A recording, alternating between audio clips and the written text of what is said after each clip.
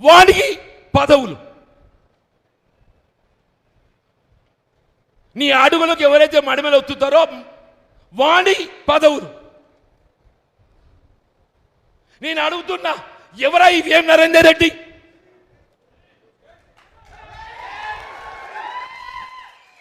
ఆయన పార్టీకి చేసిన సేవ ఏంది? పాప చిన్నారెడ్డి గారు మా మిత్రుడు, he senior to me. When I joined into Congress party, he was Youth Congress, State Youth Congress President. వనపర్తికి టికెట్ ఇచ్చి అక్కడ ఉన్న ప్రత్యేక పరిస్థితులలో ఆయన టికెట్ మొన్నగా మావుల టికెట్ ఇక్కున్నట్టు ఏమున్న టికెట్ ఇక్కున్నారు కదా, आपको टिकट खींच लिए ना साहब, जैसे आपको टिकट खींच लिए ये छिन्ना रेड्डी का बीफाम से खींच लिए. తీసుకొని మినిట్స్లో పెట్టిండ్రు. భయ్ నీకు ప్రభుత్వం వచ్చినాక తగిన గౌరవం ఇస్తాం, నీకు రాజ్యసభ ఇస్తాం అని చెప్పన్నారా? మొన్న ఆయన స్టేట్మెంట్ చూసిన బాధ కలిగిందే నాకు. నా అనుభవం, సీనియారిటీ, నా టికెట్ నుంచి లాక్కోవటం, నేను ఆనాడే ఆత్మహత్య చేసుకోవాలని స్టేట్మెంట్ ఇచ్చిండే. చిన్నారెడ్డి గారు ఏదైతుందో నాకు జరిగిన అవమానానికి నేను ఆత్మహత్య చేసుకోవాలనేట్టుగా ఆలోచన వచ్చింది చెప్పిండే చిన్నారెడ్డి. ఇదేనా పార్టీ సీనియర్కి ఇచ్చే గౌరవం?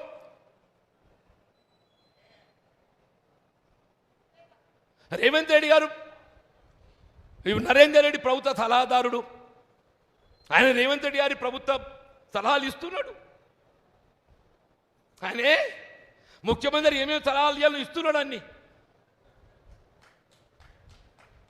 ఇప్పుడు ఆయన సలహాలకు అనుగుణంగానే ప్రభుత్వం నడుస్తున్నది. వేం నరేందర్ రెడ్డి సలహాలకు అనుగుణంగానే ప్రభుత్వం నడుస్తున్నది.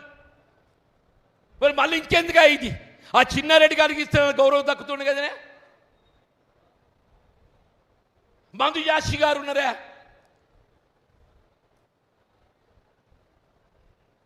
వంశీ చంద్రారెడ్డి ఉన్నారు, హనుమంతరావు గారు ఉన్నారు.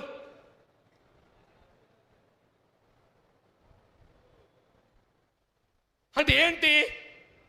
ఇలా ముఖ్యమంత్రి గారు ఏదైతుంది, ఈ పార్టీ నాది. ముఖ్యమంత్రి గారు ఏంటి, ఈ పార్టీ నాది, నాకు ఎవడైనా అడ్డం వస్తే తొక్కుతా. ఎంతమంది తొక్కుతావు ఆయన? నువ్వు ఎంతమంది తొక్కుతావు నువ్వు?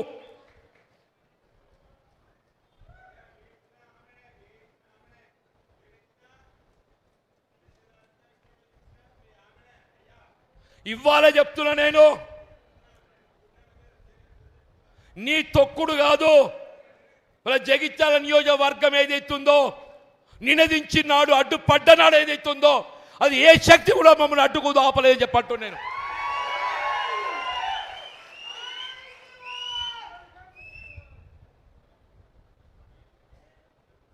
దయచేసి కార్యకర్తలు గౌరవించడం నేర్చుకో, సీనియర్లు గౌరవ. మీరు అదృష్టం కలిసి వచ్చింది, మీరు ముఖ్యమంత్రి కావాలి నేను కోరుకున్నా, రేవంత్ రెడ్డి గారు ముఖ్యమంత్రి కావాలి నేను కోరుకున్నా.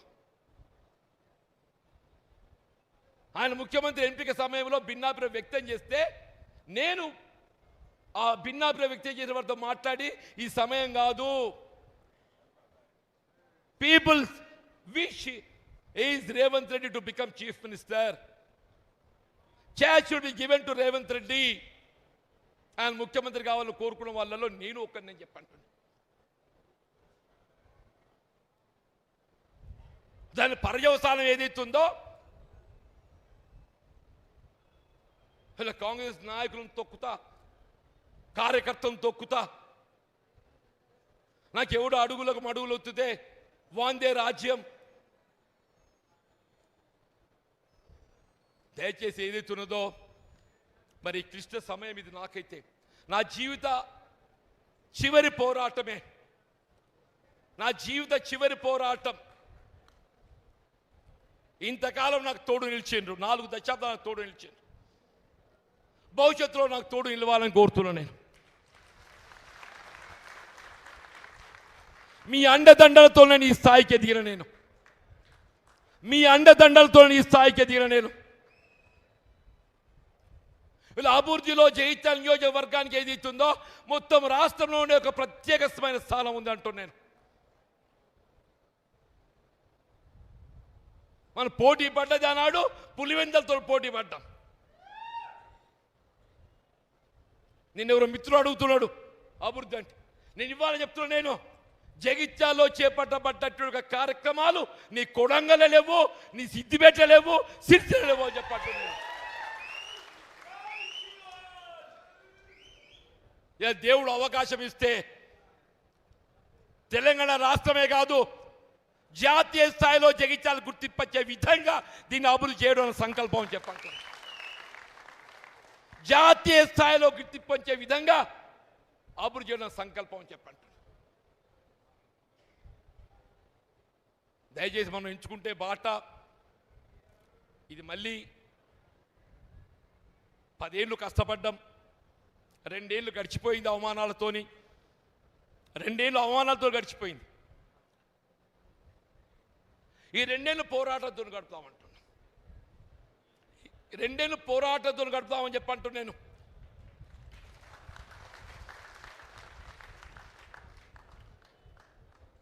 మన లక్ష్యం ధర్మం, ధర్మ పోరాటం, మన ధర్మ పోరాటం చెప్పండి, న్యాయం కోసం పోరాటం చేస్తాం, మన హక్కులకు పోరాటం చేస్తామని చెప్పంటున్నా. ఆ హక్కుల సాధన కొరకు నా భుజం తట్టి నాకు అండగా నిలవాలని కోరుతున్నా సవినయంగా.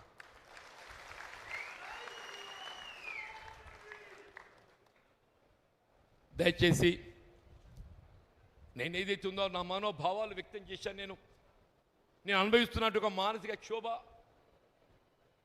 వ్యక్తం చేశాను.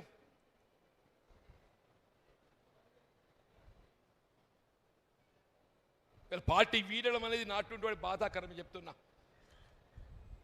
నేను స్క్రీన్ గీసుకొని ముఖ్యమంత్రి కావాలని చెప్పారు, కాంగ్రెస్ పార్టీలకు రాలేదు. కొద్దిమంది ఏదైతున్నదో స్క్రీన్ గీసుకొని ముఖ్యమంత్రి కావాలని పార్టీలోకి వచ్చిన వాళ్ళు ఉన్నారు.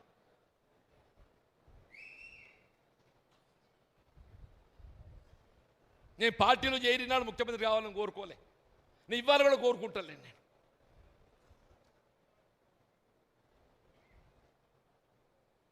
మీరు ఏ స్క్రీన్ గీసుకొని తొక్కుకుంటా ముఖ్యమంత్రి అయినరో సంతోషం నాయన, కానీ మమ్మల్ని కూడా బతకనియండి. ఇతర నన్నంటే నేను పోతున్న స్వేచ్ఛ ఏదైతుందో ఈ తొక్కుడు భరించ కాబట్టి నేను స్వేచ్ఛ కోరుకుంటున్నా. కానీ దీంతో నన్ను ఏదైతుందో కొంత నీ ఆలోచన మార్పు వచ్చి కార్యకర్తలకు, నాయకులకు వాళ్ళ స్థానానికి అనుగుణంగా వాళ్ళ గుర్తింపు కల్పించి వాళ్ళకు లభించాల్సిన ఒక హక్కులు కల్పింపజేస్తామని చెప్పని నేను ఆశిస్తున్నాను. అంటే మనం పోయేటోళ్ళం పోయినా కానీ ఉన్నోళ్ళు కానీ న్యాయం కావాలని కోరుదామంటున్నాను. మనం పోయేటోళ్ళం పోయినా కానీ ఉన్నోళ్ళు కానీ న్యాయం కావాలని కోరుదామని చెప్పంటున్నాను. దయచేసి నేను మరొక్కసారి ఇవాళ నేను సమర్పించబోతున్న రాజీనామా